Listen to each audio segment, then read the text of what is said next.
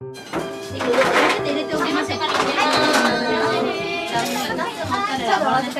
を食べても感動がある。いや本当美味しいパン屋さん。個数で言ったら2000個強。はい、それ。おじる様もどうぞ。いらっしゃいませ。おはようございます。あとナスモッツァレラボロネーゼガフも追加で焼きたてです。あと任せたよ。今日はベシャメル4回とカスタード1回40リットル。ビーコンホルチャも焼き上がっております。追加で焼きたてです。はい。好きな方言ってください。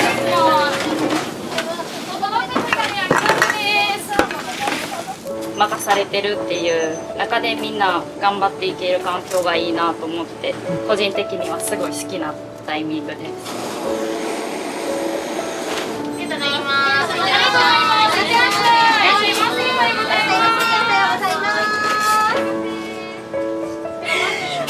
す。もうヘトヘトかも。ありがとうございます。いってらっしゃい。頑張ってください。ありがとうございます。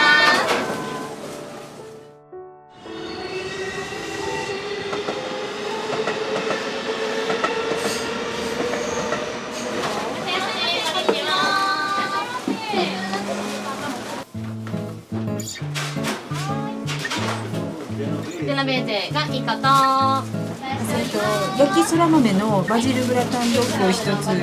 キングリルネギレモンのダックサイド。いってらっしゃい。以上で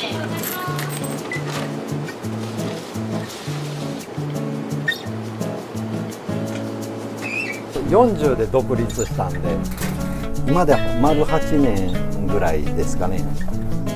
合格ライン敵ですわ。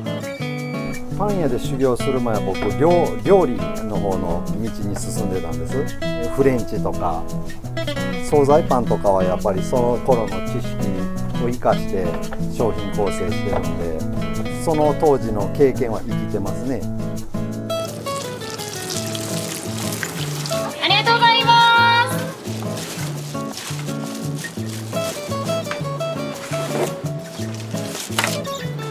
どうぞ。いらっしゃいませ。おはようございます。おはようございます。種類がいろいろあるっていうのと、全て何食べても美味しいっていうところ、いつも悩む楽しさっていうのもあるので選ぶ要因の一つです。はい。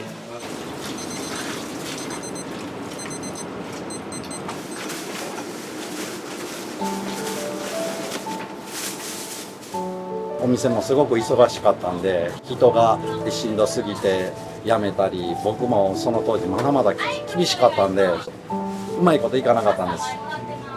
製造スタッフがゼロになったこととかもあったんですね。昔は怖かったですね。もうザ職人っていう感じで、その勢いに圧倒されて一緒に来ました。ほな、あといけるか。はい。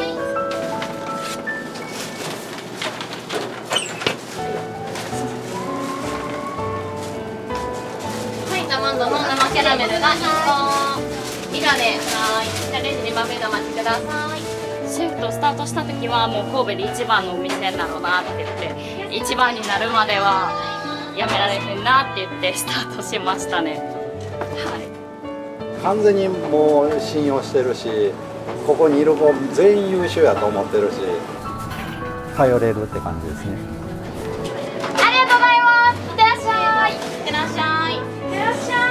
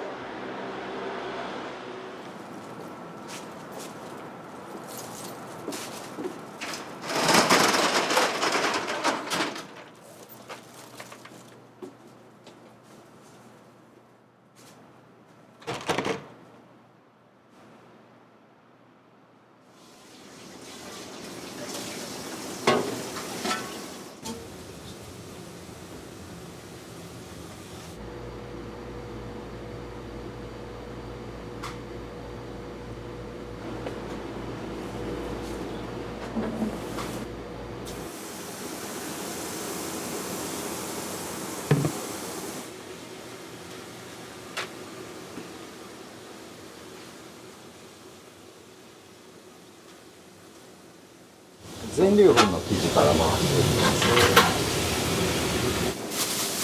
これは今米粉の湯種入れてます。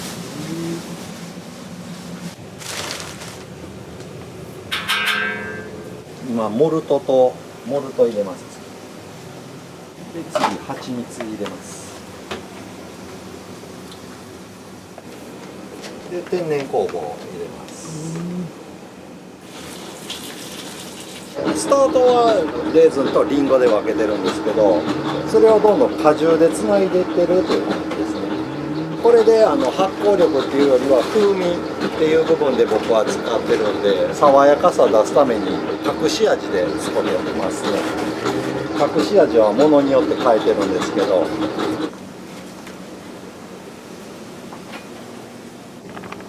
これは全粒粉に入れてます。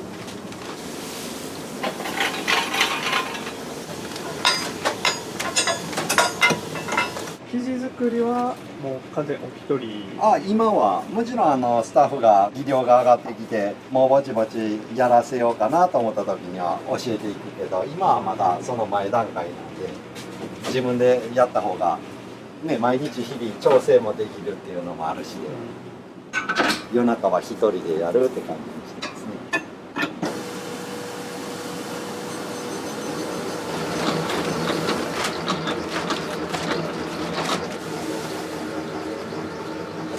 僕湯種をいろんな形で使うの、お湯を先沸かします。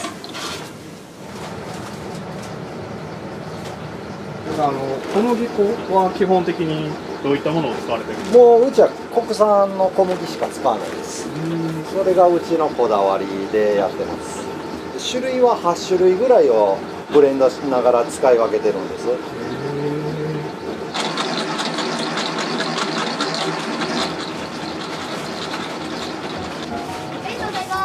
ありがとうございます。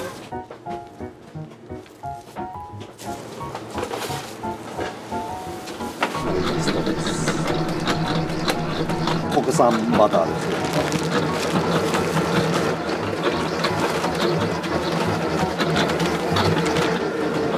で天然酵母、温度調整のために氷入れてますよね。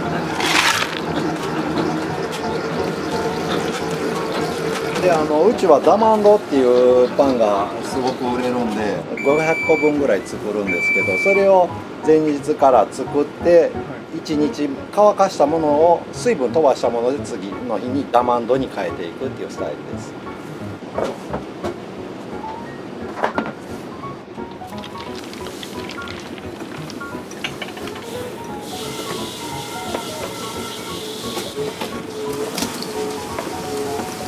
もうちょっとしたらお湯が沸いたら次ライ麦の湯種を作っていきます。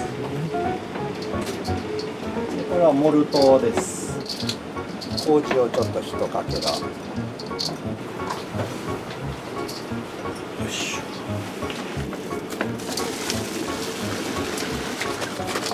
でライ麦。基本パンに対してストレートであんま練ってなくて、湯種っていうのをいろんな形状で使ってるんです。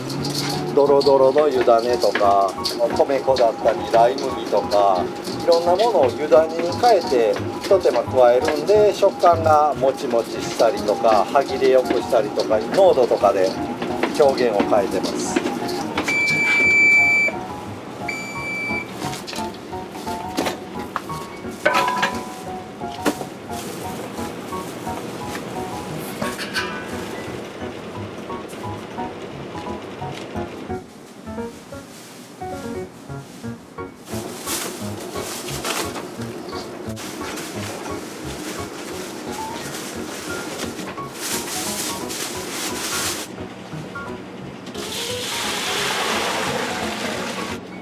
少量の今麹を入れました。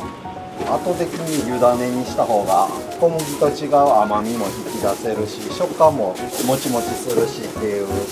これは食パンとか朝市の全粒粉を使った生地にも米粉を使ってますし、特にもちもちさせたい生地には米粉を使ってるしっていう感じですね。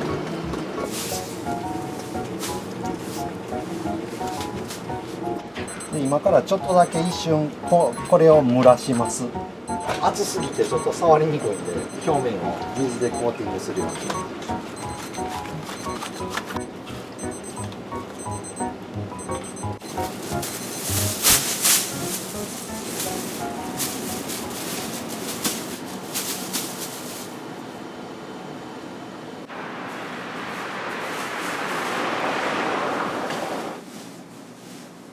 今で8年丸8年ぐらいですかね。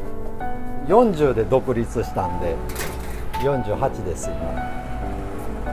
パン屋で修行する前は僕料理の方の道に進んでたんです。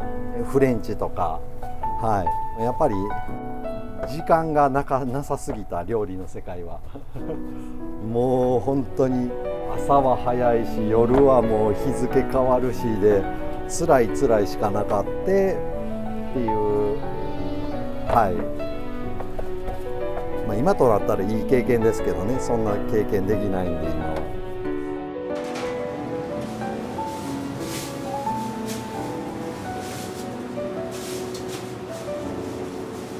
入ったら入ったでパン屋さんも拘束時間その当時長かったですし、すごい厳しい現場でしたけど、なんか肌に合ったっていうか、面白いなと思って、もちろんその当時の経験は生きてますね。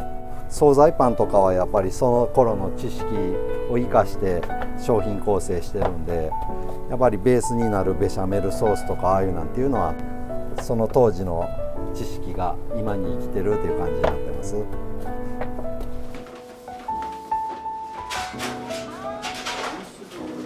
ジェノベーゼがイカとチキングリルできるものが少ないか。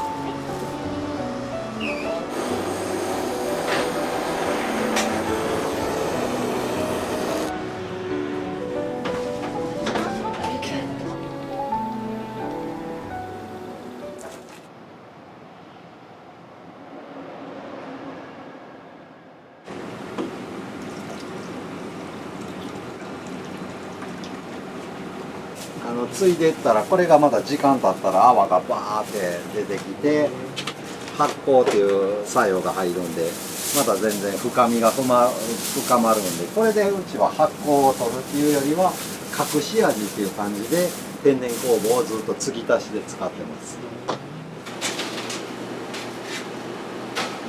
オーブンまでに7分ぐらいまで焼いてしまって、1回そこで止めて、さらにもう1回追加で焼いてっていう形で水分をしっかり飛ばすっていう作業ですね。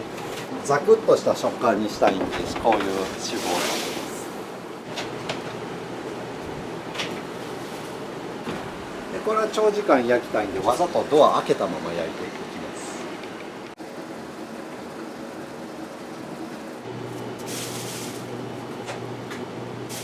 でこれはソフォリアテッラって言って、今はなんかつるんとしてるんですけど、焼き上がったら貝殻状の層になるようなパイ生地ですね、これは。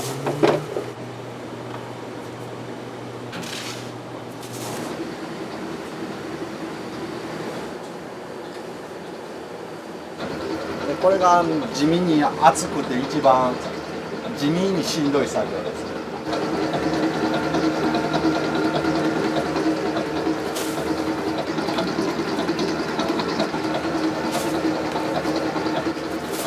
ここがすごい地味なんですけど、めっちゃ大事で、空気がちょっとでも触れてるとそこが硬くなっていくんで、ここでしっかり空気抜いていくって感じですね。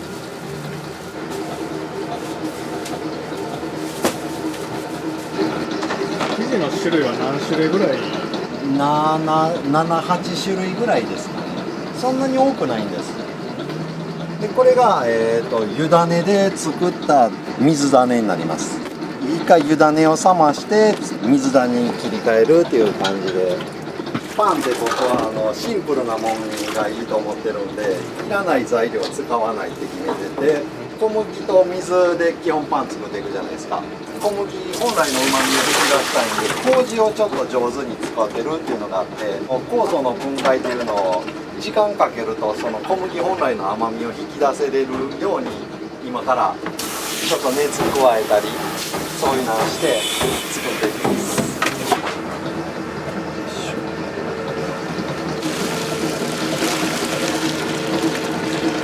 この少量入れる入れないで全然味が次の日変わってくるので、このシャバシャバの湯種になるんですけど、時間かけてゆっくり温度を落としていく間にうまみも出てくるし、今度それを使って水種に切り替えていくんで食感が歯切れよくなるように小麦粉全体に水分をまといきらせるっていう感じです。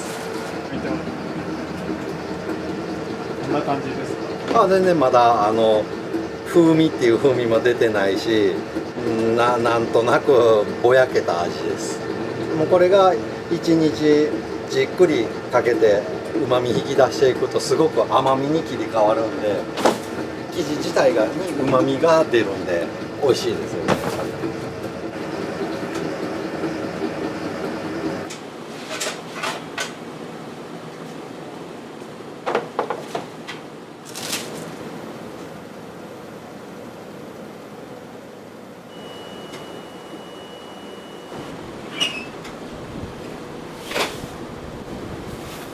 わざと7分ぐらいで止めてます。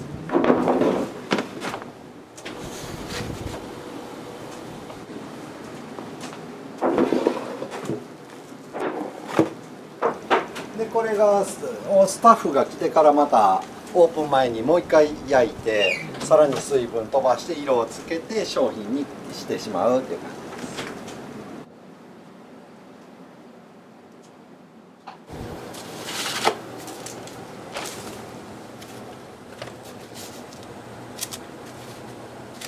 日によって違うんですけど、毎日5、6種類は並ぶようになってると思います。これを焼き上げて冷めたら中にクリームを入れてっていう形にしてるんで、あまりマフィンの中にクリームって入ってないじゃないですか。だからやっぱり面白いっていう意味でお客さんがよく手に取ってくれるアイテムなのかなと思ってます。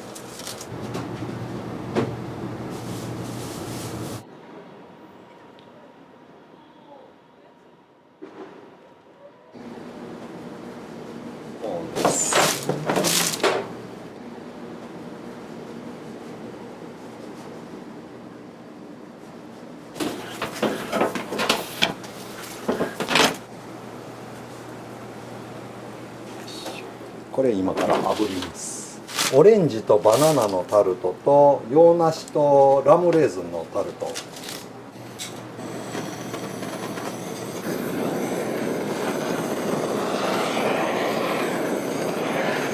わざとこれを荒々しくしたいんで炙ってます。その方が美味しそうにも見えるしと思って。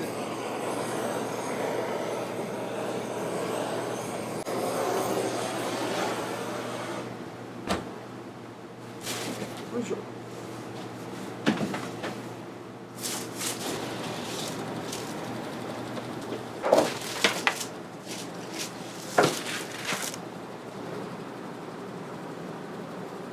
もうちょっとしたらフランス回します。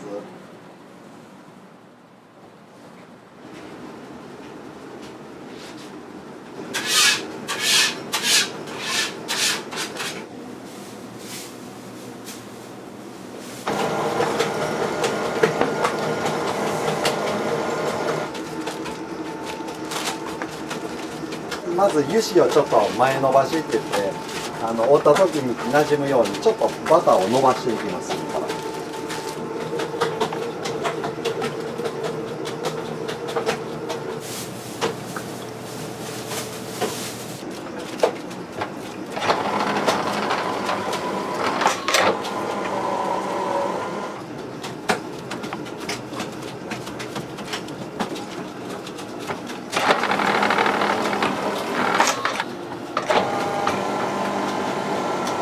うちはダマンドっていうのがすごく人気商品の一つなんで、クロワッサンをどうしてもそれ用に作ってるって感じですね。一番人気はドッグとかクロックムシも同じぐらいの数売れるんで、このお店はこのパンがいい有名とかあるじゃないですか。うちはその武器が3種類あるって感じですね。1個がザマンドで、もう1個がホットドッグで、もう1つがクロックムッシュっていう、はい。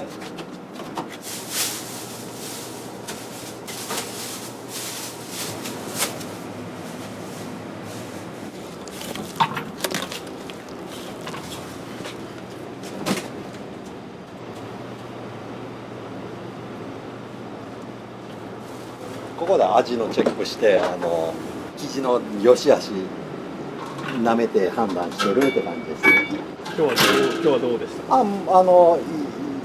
合格ライン。でも日によってやっぱり酵素の分解って安定するようで、何かの気温の差とかで随時今日完璧やないう日ってなかなか少ないもんで。今まで何種類？今は多分数えたことないですけど100種類ないぐらいやと思います。製造量はだいぶ高いお店ではあるんですよ。そのために商品構成もあんま優等生なパンないでしょ。めっちゃ見た目が綺麗とか整ったパンっていうのがないのはそういう部分にもあると思う。ちょっと荒々しいパンが多いと思うんですけど、僕自身にそんなに技術があるんだと思ってないんで、見た目の綺麗なパンはよう作らないです僕は。野生味あるパンいうんですか、ワイルドなパンっていうか。お客さんが目指してるパンっていうのはどういうパンなんですか？僕はそっち系です。美味しければいいじゃんみたいな、見た目をきれくしてとかそういうのよりは美味しさ追求型の、はい、荒々しいパンの方が好きですね。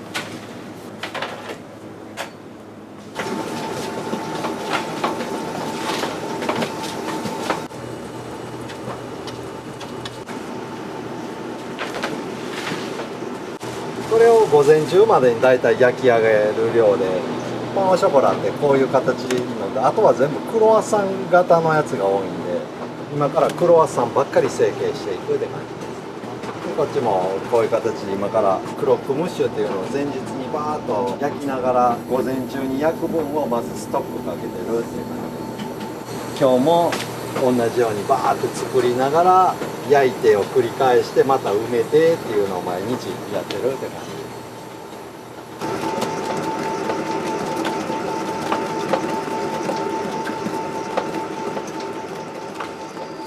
生地上げといてな。はい。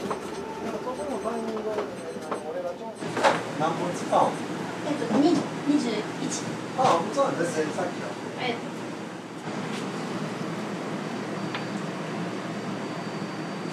おはようございます。おはようございます。おはようございます。よろしくお願いしよます。ろしくお願いします。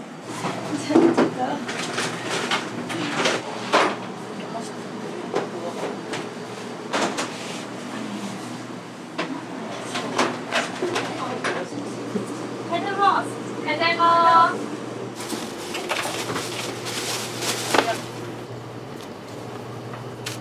今は次焼くキッシュの準備をしてます。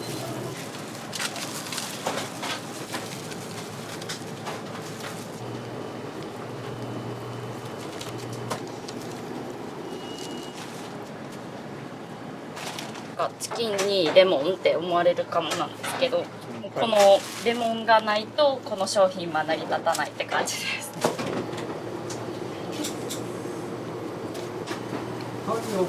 はい。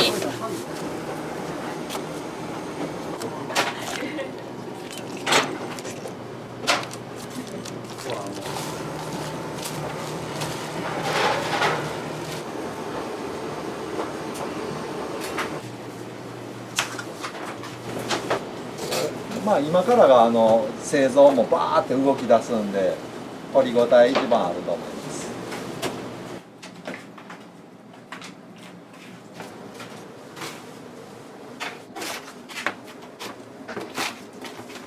こちらのマンゴーを二度焼き色付けていくので、こうやって一回まとめてでオーブンに入れていくようにします。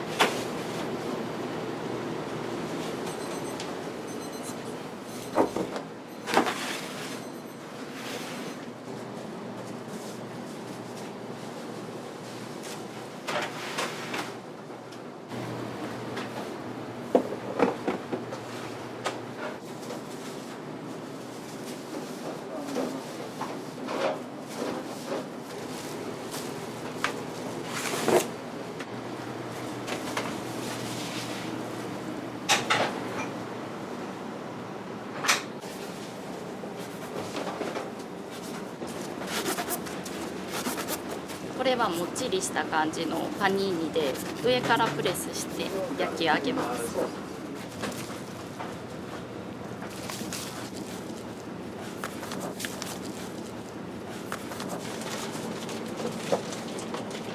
これはキャベツとバーベキュー風味に仕上げたプルドポークとマスタードにアクセントでグレープフルーツのピールを入れてます。で最後ブラックペッパーで仕上げてます。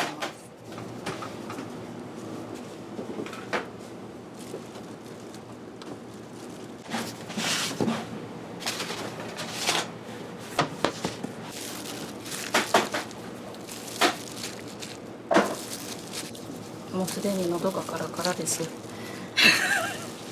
もうすでに喉が喉がカラカラです。緊張してます。緊張されてる。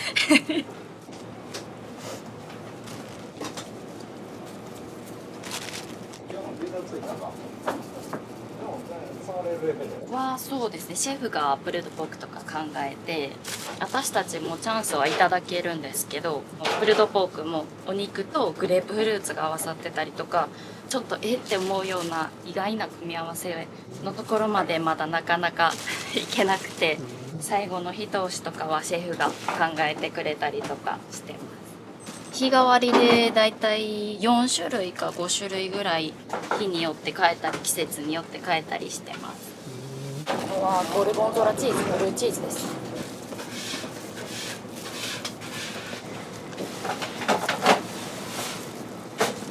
私はオープン立ち上げの時から一緒にシェフとやらせてもらったので、今9年目ですね。大学卒業して違うパン屋さんで販売員やってて、そこのパン屋さんが閉店するってなったのと同時にシェフが独立するから一緒についてこうへんかって声かけてくれて、面白そうだから行ってみようって思って昔は怖かったですね。もうザ職人っていう感じで、でも私は見たことのない感じのすごい熱いものを持ってて、もうやるぞって決めたらもうついてこいっていう背中を見せてくれる人だったので、その勢いに圧倒されて一緒に来ました。3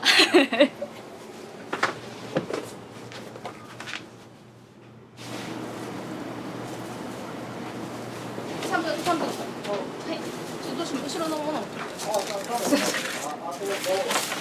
はい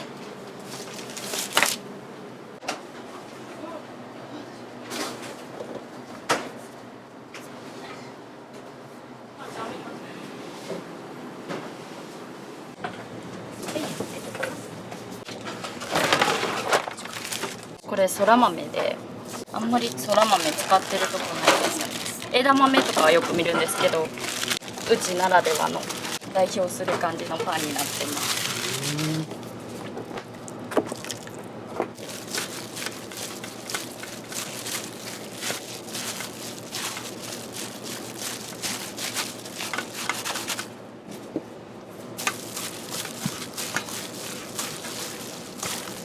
そら豆とエビが入ってビスクソースで味付けになってます。フィリングとかははい当日仕上げのものがかなり多いんですか？そうですね、割とやっぱり当日の美味しさもあるなとは思ってるので、これはそうですね、卵にツナとオリーブ、玉ねぎでアクセントにカレー粉を入れてホットドッグで使います。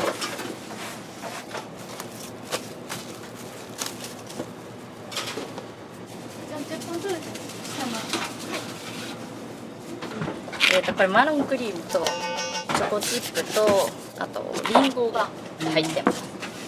これは貝殻の形したソフォリアの中に使うクリームです。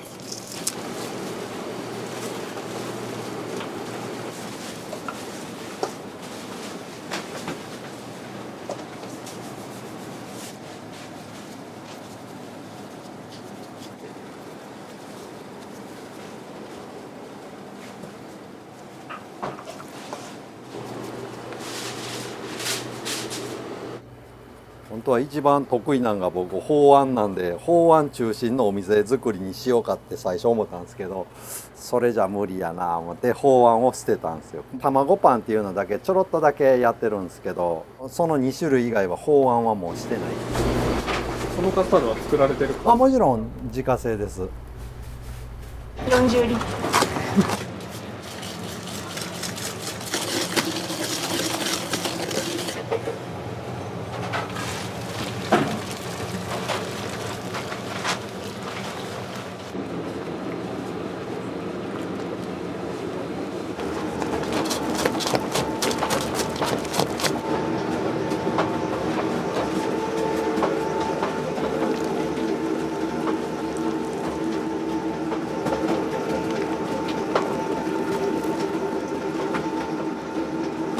ちょっと甘さ控えめにしてさっぱりした重たいっていうよりはさらっとさせようっていうニュアンスで炊いてますね。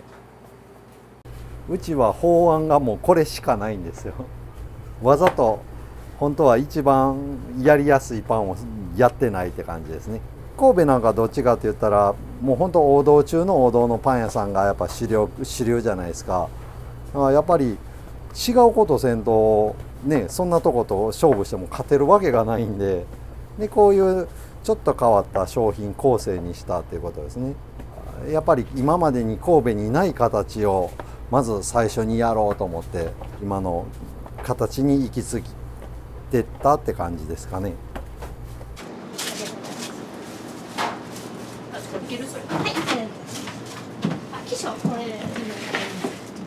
1日どれぐらい作るんですか？数個数で言ったら2000個強ですね。この規模のお店ではすごい製造量にはなると思うんですけど、それをするためにもこの商品構成なんです。法案とか具材を巻き込んだりっていうパンになってくると職人の技術がいるじゃないですか。でも具材を挟み込むとか絞り込むっていう部分では技術がさほどいらないんですね。だからすごく手数が多く見えて面倒くさい商品に見えるんですけど、流れ作業で分担でバッとみんなで全体でチームワークで作っていくと早く1個の商品を生み出せるっていうのもあるので、それでこういう個数が製造可能やっていう感じです。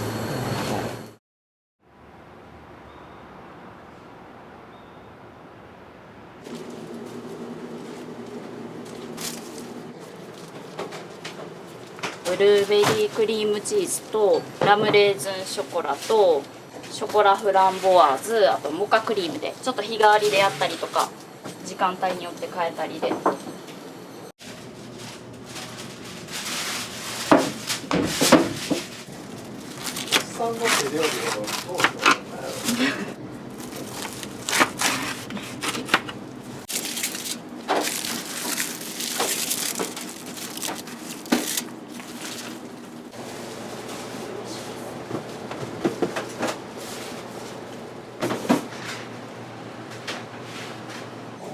れは栗かぼちゃのメープルエッグタルトと桃バナナのエッグタルトで作ってます。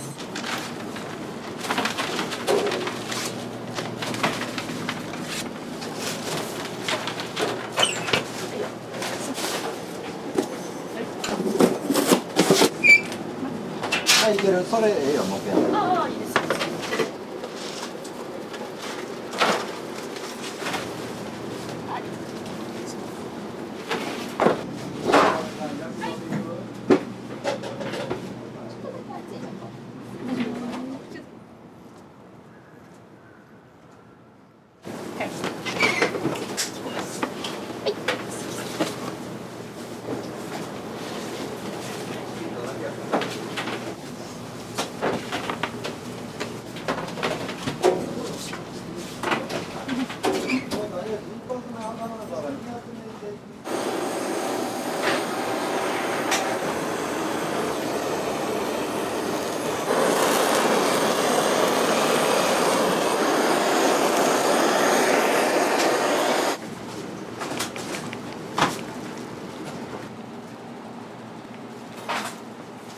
一番人気何って聞かれたらこちらを紹介させていただいてます。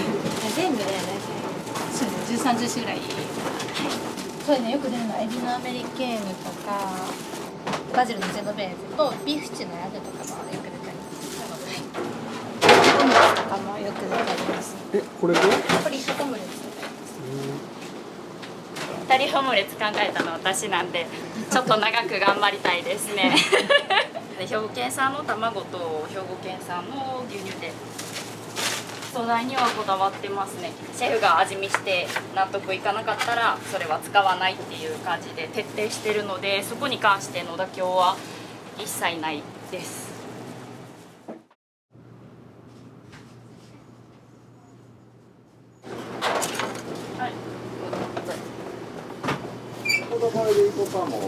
あるちごめん。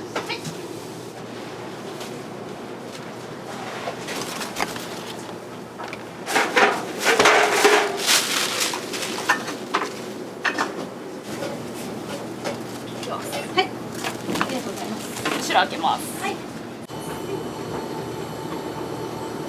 何かだけ教えてくれたらいい。レモン。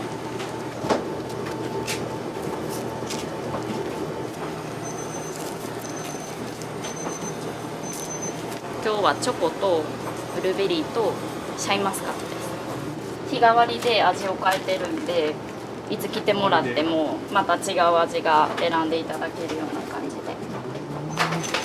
あ、わかったみかち。ごめん。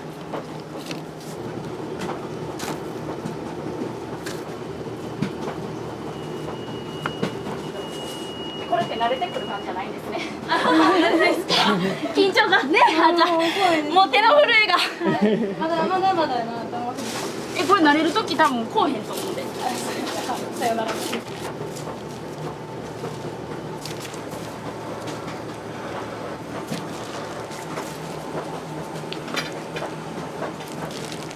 今日はバナナの生カスタードを入れてます。これもまた日によってチョコクリームとか味変えてます。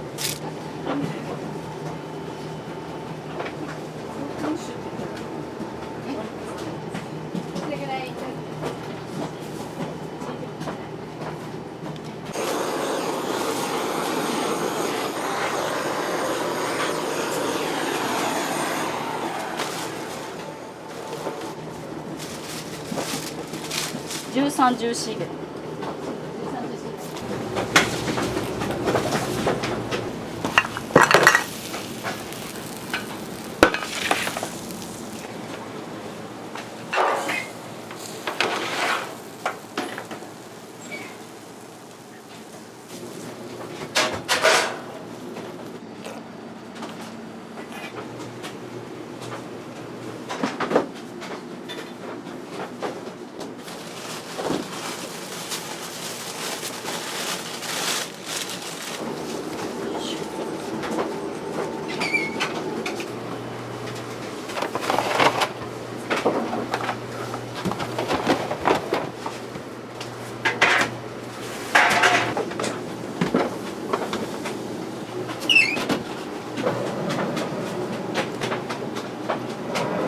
シェフとスタートした時はもう神戸で一番のお店だろうなって言って、一番になるまではやめられへんなって言ってスタートしましたね。私は特に自分で店をやりたいとかいうわけじゃないので、今のところはシェフの右腕になれるように日々鍛錬ですオーナー、あといけるか？はい。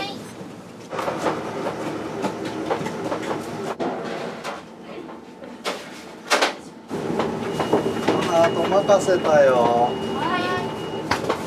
今日はもう帰られるんですか？はい、今また途中戻ってきますけど、システムが出来上がってるんで、抜けた方が女の子ばっかりでチームワークいけるっていうのもあるし、まあ僕も楽させてもらおうかなみたいな。一旦抜けてまた10時ぐらいに戻ってきて納品したり、なんかパッと見渡してっていう感じを毎日してますね。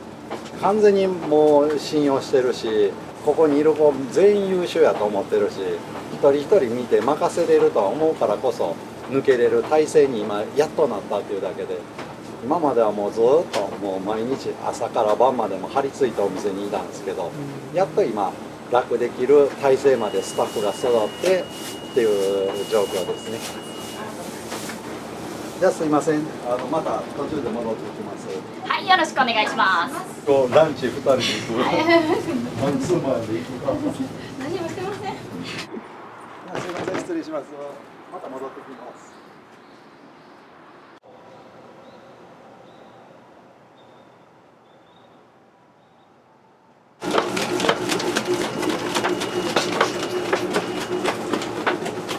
いつも大体これぐらいの。そうですね、これぐらいで今までシェフが店から離れれない状態だったんで、私としたらすごい嬉しくて、任されてるっていう中でみんな頑張っていける環境がいいなと思って、今日も頑張るっていう気持ちにこの瞬間また毎日なれるので、すごい個人的にはすごい好きなタイミングです。あかん、もうヘトヘトかも。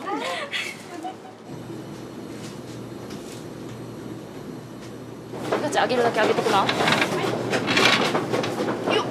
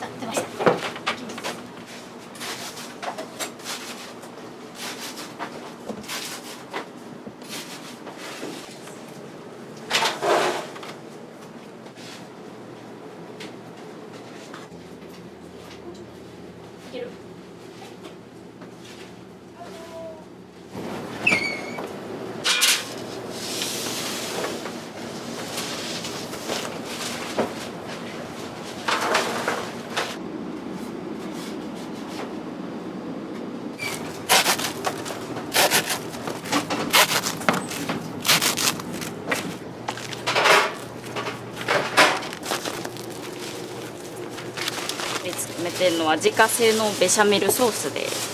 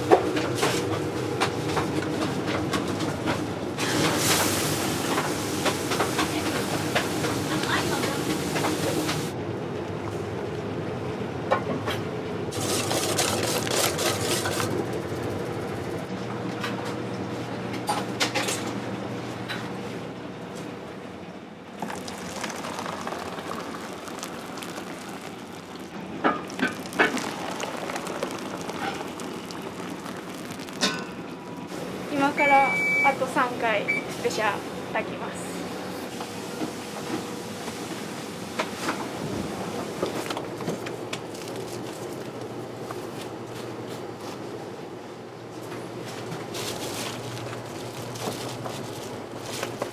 きのことデュクセルソースをあえて、あとチーズ一緒に入れてます。これはそら豆ですをバジルソースであえてて、うちのもうホットドッグといえばっていう商品です。これは真っ黒のスパイシーなカレーにコンフィチュールした桃を入れてます。すごい意外な組み合わせなんですけど、なんか辛さの中に絶妙な甘さがあって、これはスタッフ人気も高い商品です。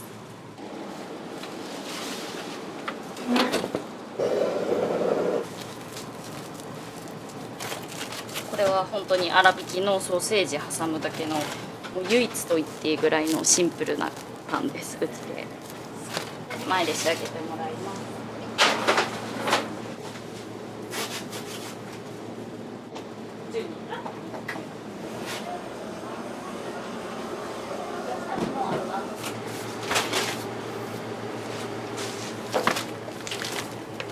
チキンも使う用途によってちょっと変えてて、同じチキンっていう材料を使ってるんですけど、合わせるものによってちょっとだけ手間を変えてるっていう感じです。でこれはズッキーニとか赤パプリカ、黄パプリカ、ナス、トマトを入れたラタトゥイユですね。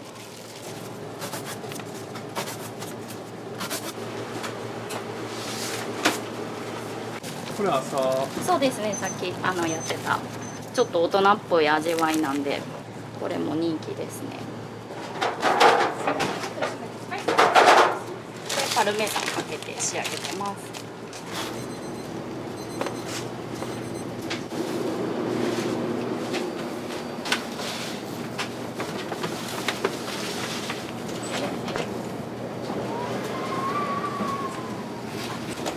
でそのままクロワッサンすぐ入れてくれたね。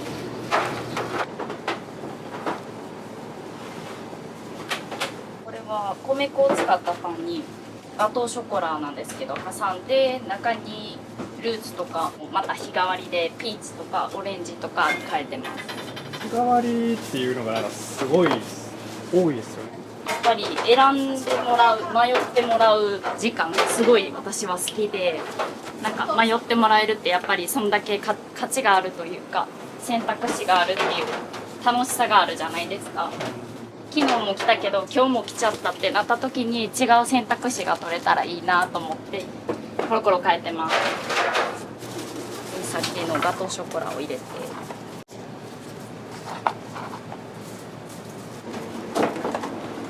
おはようございます。今日はピーチで仕上げます。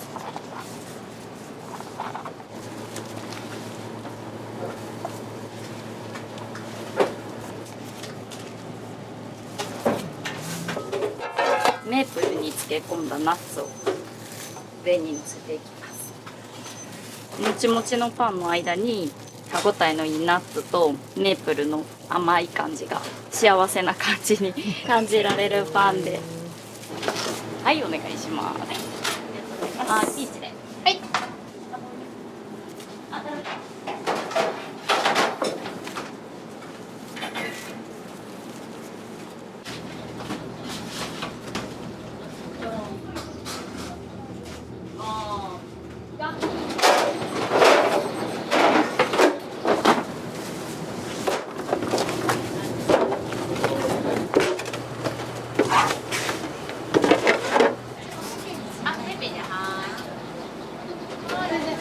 ありがとうございます。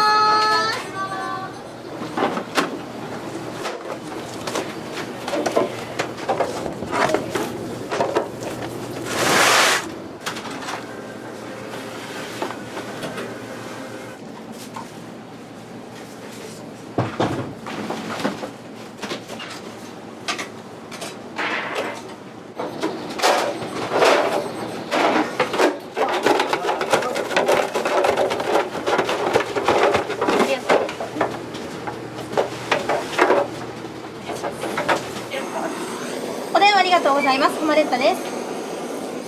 はい。はい。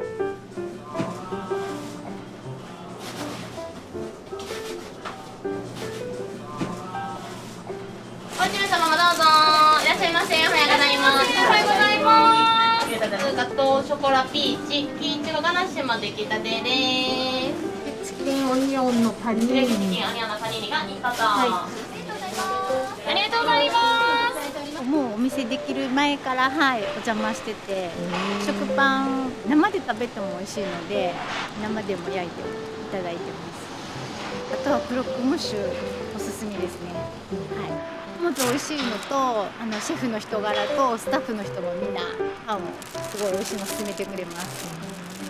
はい、とにかくどのパンも美味しいので、惣菜パンも甘いパンも美味しいので、ぜひ皆さん一緒に上がってください。あとスタッフの皆さん、シェフいつもありがとう。こ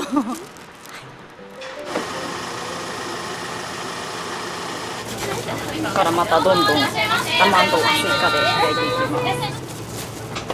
これはショコラで、ショコラ、スイートポテト、あとシャインマスカット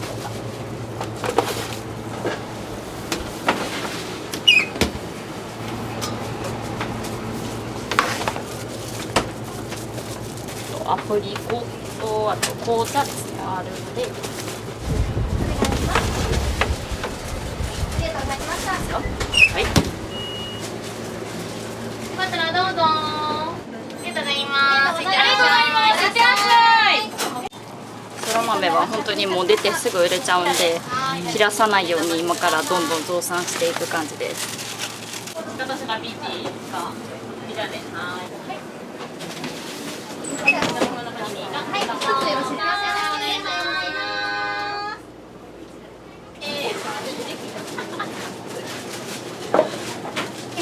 バナナシャインマスカットが1個とください。おはようございます。以上で。はい、ありがとうございます。ショパン1個追加で、はい。お願いします。最近週末がお客さん買う方がやっぱり多いんで、やっぱり制限しないと。で次のお客さんも買いたかったっていうお客さんがやっぱり結構おられるので、個数もお一人様3個までっていうのはさせていただいておりますね。どうぞ。5点で1660円になります。いってらっしゃい。最近は毎日来てて、でも週に1回は絶対来てると思います。よそにないパンっていうのがたくさん売ってて、特に好きなのがとちおとめのパン、ぜひ食べてもらいたい。でもう一つおすすめがイカとオクラと柚子のキッシュ。そうずっと神戸なのでパンを食べ慣れてるはずなのに、どれを食べても感動がある。いや本当美味しいパン屋さん。最後に「いってらっしゃい」って言ってくれるのが私はすごい好きです。いや本当いつも美味しいパンありがとうございます。今後のいろんな展開も楽しみにしています。ありがとうございます。いってらっしゃい。いってらっしゃいませ。はい、ありがとうございます。いってらっしゃい。いってらっしゃい。ブルーベリーマフィンが1個と以上で、はい、じゃあレジどうぞ。でもせっかくでだし。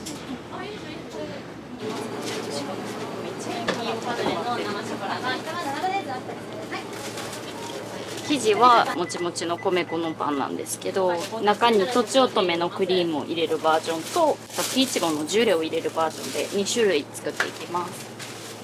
ガナッシュですね。これが生チョコみたいな感じで、パールクラッカーって言って中がパフで軽めのサクサクの食感のチョコレートを上につけてます。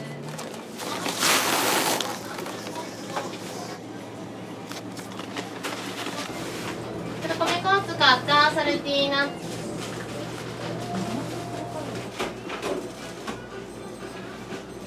キングリル、ネギレモンのゴルゴンゾーラドクも焼き上がっております。はい、出します。では、ここの手が焼きたてです。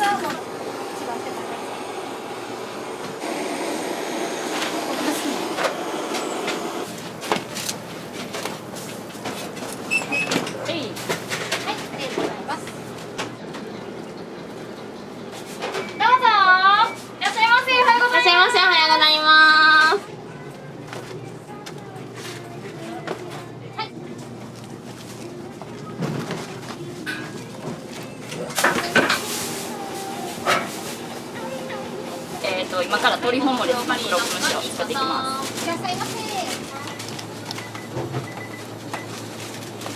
いらっしゃいま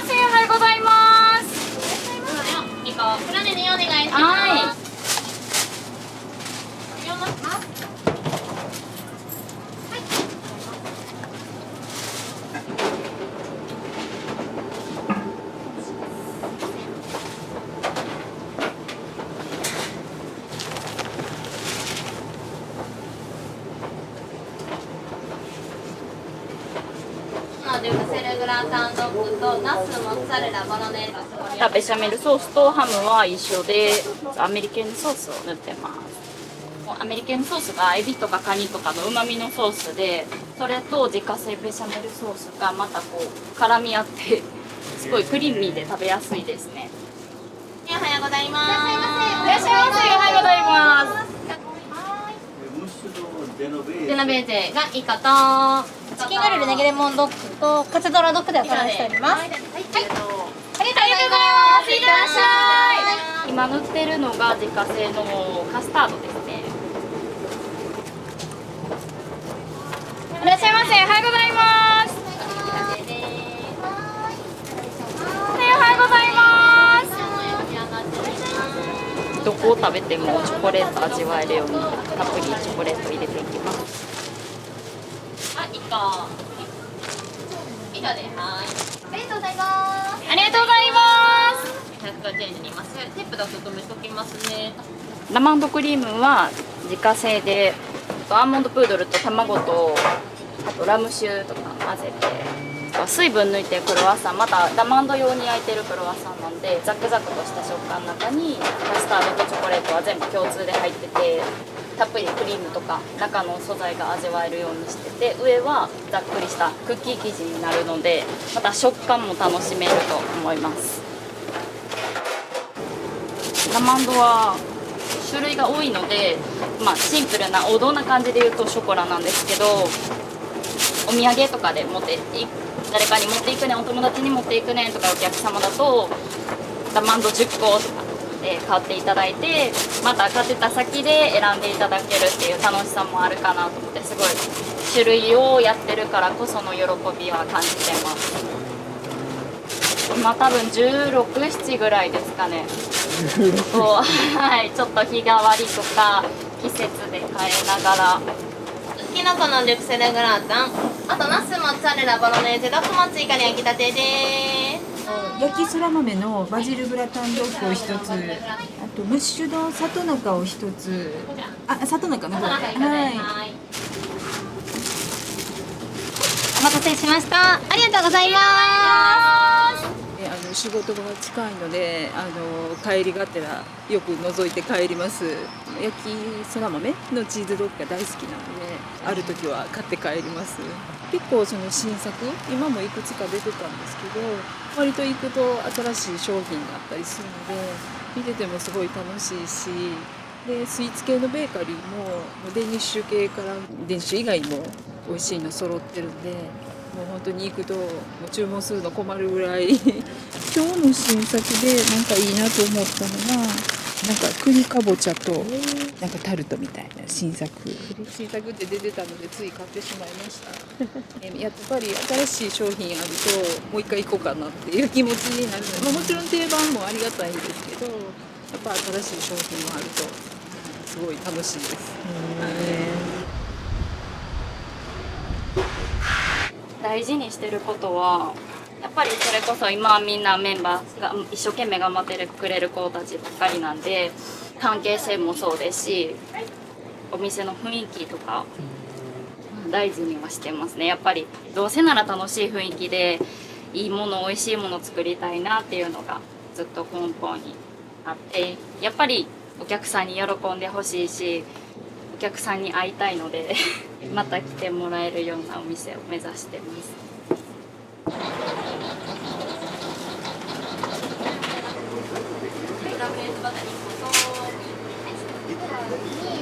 波があって製造スタッフがゼロになったこととかもあったんですね。でもうそれでもやっぱお店を辞めるわけにはいかないんで、もうすごく一人で死に物狂いでやってたんですけど、やっぱ限界があるんですよ、一人でやろうと思うと。それがある時にちょっとずつ手伝ってもらっていくたびに思っている以上のクオリティで手伝いをやってくれるんで、これあれちょっと手伝ってもらったらもっと製造量上げれるんじゃないと思って、どんどんちょっとずつ手伝ってもらってる間に今じゃもう一線級の職人並みに動ける販売員になっちゃったって感じですね。最初新卒で雇われ時代のお店に来たんで、もう何も知らんようなもう真面目な子やなぐらいです。人生で一番悪いことあり踏んだことあるかなぐらいくっそ真面目な子やな思ってました。ですけど、なんか同化は一緒にゲスなったっす。どう変わりましたかって言われたからゲスなったって言う。やめてくださいよ。いや販売員やったんで最初は。もうそらあの子いるから今でこそねお店も抜けれるようになったし、もう完全に任せれるぐらい信頼してますね。頼れるって感じですね。あの子いるからお店ができるっていう。はい。こちらがラマンドのショコラ、リンゴ。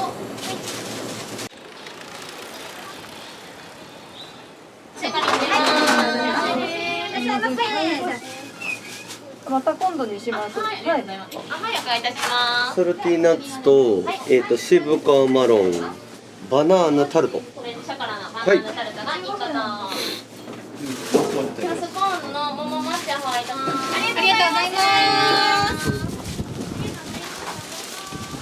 もう数えきれないですけど、はい、もう10回以上は、はい、来てます。種類がいろいろあるっていうのと、全て何食べても美味しいっていうところ、その日の気分で甘いものから結構お惣菜パンまでいろいろ選べるっていうところが選ぶ要因の一つです。はい。いつも悩む楽しさっていうのもあるので、もうそれが楽しみでもあるんで、はい、そうです。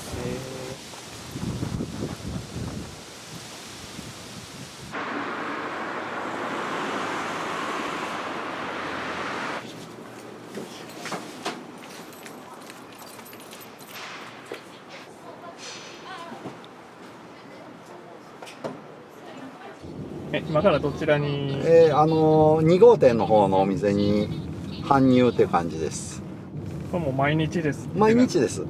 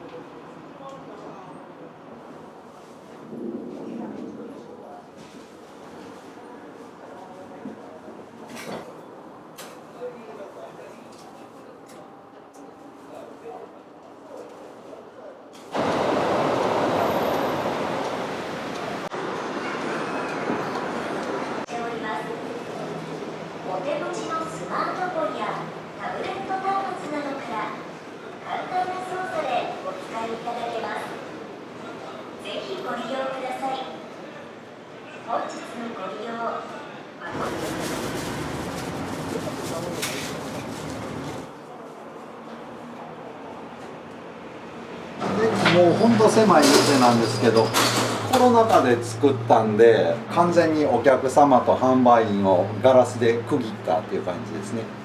もう音が入らないんで、インターホンを設けてるんで、こうやって喋ってもらうと中のインターホンからスタッフの方には声が聞こえるようになってます。コロナ禍の時にやっぱりもともと1店舗で販売しきれたものがお客様が一気に遠のいちゃったんですね。お店を維持していくにはね、製造数を維持して販売し続けたいっていうのがあったんで、それだったらもう1店舗販売所を作っちゃおうと思って、コロナ禍も製造数落とさず2店舗で売り場所を作ってしまえば売り上げはキープできるよねっていう発想でお店をもう1店持ったっていう感じです。場所は三宮の駅そばなんでアンテナショップにもなるなと思ったんですね。本店があんまり立地いい場所にないので、味見てもらって興味持った人がこっちにも足運んでもらえたらいいよねと思って、三宮にもう1店舗ちっちゃなほんとちっちゃいお店なんですけど販売所を設けたって感じです。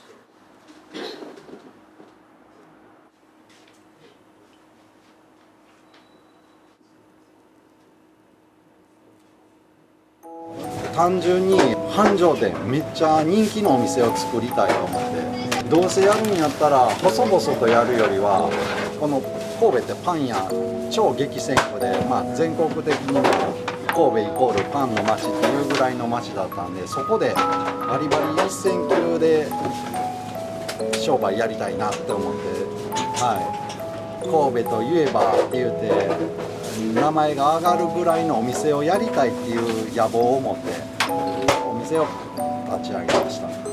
もう感謝しかないですよ。スタッフ一人一人今残ってきて、続けてくれる子っていうのはもうよそのお店行ったら一線級で動ける子ばっかりっていう、それぐらい今のお店ってスタッフ自体新人も含めてみんな優秀って思ってます。もう動きやったりその制度っていう仕事の制度仕事の働き方こういうのは今までいっぱい若い子抱えてやってきましたけど今いる子どの子も優秀やなと思って今後もちろんもう一軒お店持ちたいなとも思ってますけど今のキャパでやれるかなって考えた時に物件はいろいろと探してるんですけどまずはねすることによって人材がまた足りなくなるとかもう今後人材不足でずっとどの業種も悩んでいくと思うんでそれが可能なのかを今見極めながらやってますけどもう一軒お店やりたいもっとお店を繁盛店にしたいという野望は持ってやってます。